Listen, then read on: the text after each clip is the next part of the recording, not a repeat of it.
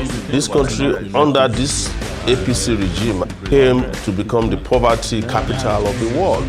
It became the place where the minimum wage became the miserable wage for workers.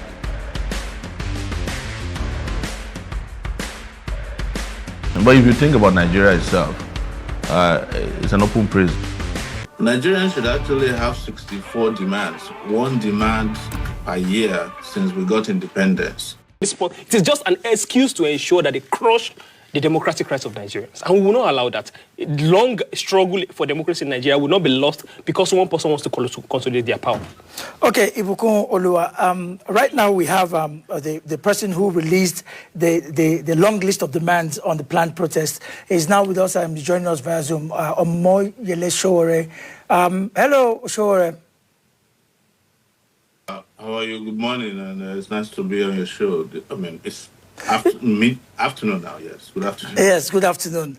Yes, very quickly, I've gone through your list of demands and find out that some of what you are actually rooting for they really sound outrageous at the moment. You know, one of which is the returning to the fuel subsidy regime, scrapping of the Senate, immediate scrapping of the 1999 Constitution, amongst others. So, do you really want these demands, or you just want to go on protest? No, we want the demands, and these are just minimum irreducible demands. Nigerians should actually have 64 demands, one demand per year since we got independence. But we don't want to make them too bogus. That's why we want these foundational solutions to Nigeria's problem. And one of them is to replace the 1999 Constitution, because that Constitution is one of the sources of our problems. Let the people come together and design their own Constitution, just like the way Americans came together and wrote their own Constitution and then improved upon it. You cannot impose a military design Constitution on people and start amending it. It's like building on nothing. So it's as simple as that. Asking to change the Senate is to reduce waste. There's nothing the senators are doing for Nigerians. They have gone on a 7 weeks break now, left the country. They are mostly contractors and extortionists. Let's just have a part-time legislative system, unicameral legislative system.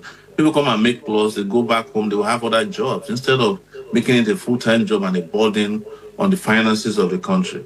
Pay Nigerian workers 250,000 Naira minimum wage. I don't need to tell you, this week, since we started talking about the protests, they called the labor leaders and approved 70,000. Who is celebrating, except the labor leaders themselves, who were doing bosa shamefully at the Aso Rock Villa. It didn't solve the problem because 70,000 Naira is not going to buy you a bag of rice. So these are very, very reasonable demands. They're not outrageous at all. There's nothing outrageous about this demand. Asking you to clean up your electoral system by purging the INEC of people who are corrupt and who are useless, it's not outrageous. Removing the chairman of INEC who conducted some of the worst elections, is that outrageous? Asking them to remove people who are partisan relationship and put very neutral and independent and credible people to conduct elections, is that outrageous? Okay, I don't know what you mean by outrageous. Well, the government's response to this is that government's response to this will be that they're already working on most of these demands that you have made. And the results will be felt in, of course, the mid to long term. It's not something that's going to happen immediately. Now, you're even talking about immediately scrapping the Senate and removing the 1999 Constitution. Of course, we had a confab which took months, So how realistic, how feasible do you think this is going to be? We are not asking for a confab. Confab is usually the gathering of people that are friends of those in power.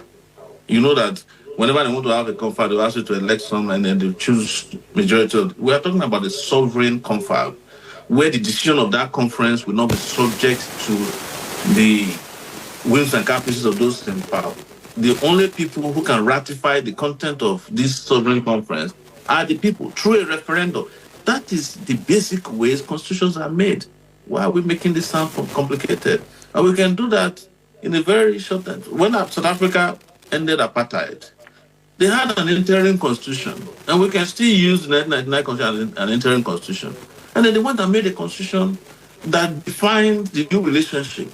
As I said earlier today on the radio show, it's just like you get married to somebody. And then the person discovers that, look, this marriage doesn't have any solidity in it. He says, let's go and do a traditional marriage. Let's say our family. We finish in our family. The family said, this is our culture, this is our tradition. And then you leave the place and they say, can we get a court document? You go to a registry and you get a document that shows that you are legitimately married. And so that, it becomes a legal marriage. And then you can go to church and celebrate it. That's the referendum, in my view. We see that protests in Nigeria have always been hijacked by hoodlums, which turns out hijacked by so who? Why do you still insist it's not true. on going? It's not true. No, it is true. We've seen several. We've even seen when you were arrested and tear gassed, locked up with some of your friends or your cronies. But then you see that most times violence is always the major issue whenever protest. It's been hijacked by hoodlums. So why do you still embark on this? Why do you always still go on this kind of protest, knowing the outcome of it? Except with due respect, you are referring to those in government as hoodlums. Then I'll agree with you. Because they're the ones who hijack peaceful protests. Well, I've never seen a government official coming to join a protest or coming to get violent when these things are happening. Have you never seen a police officer attacking protesters? Are they not government officials? When they go violent, isn't it? No. Are you telling me that those who are at Lekki Tollgate were violent when the soldiers came, they were singing national anthem, waving Okay. Let's move on. So tell us. Sure, please. We can't just move on from these narratives because we are now on the cusp of a revolutionary period. Okay, let's move on. Tell us, who are those faceless individuals sponsoring these protests? Nobody is faceless. Okay, could you share with us some of those sponsoring you? Yes, hunger, poverty, corruption, insecurity, unemployment. They are the ones sponsoring us. How about that? Well, when I say sponsor, I mean bankrolling in monetary terms. Nobody's bankrolling anybody. Everybody's contributing the little they have to make this protest a reality. That's what we are doing. All right, thank you very much, Mr. Omoyele Sowore. If anybody was bankrolling anybody, the government would have put out the account statements. So don't let them deceive you. Nobody's bankrolling anybody. All right, thank you very much for your intervention. Thank you for having me. Nigeria, they use computer. The leaders of Nigeria, they use radio where they turn the knob.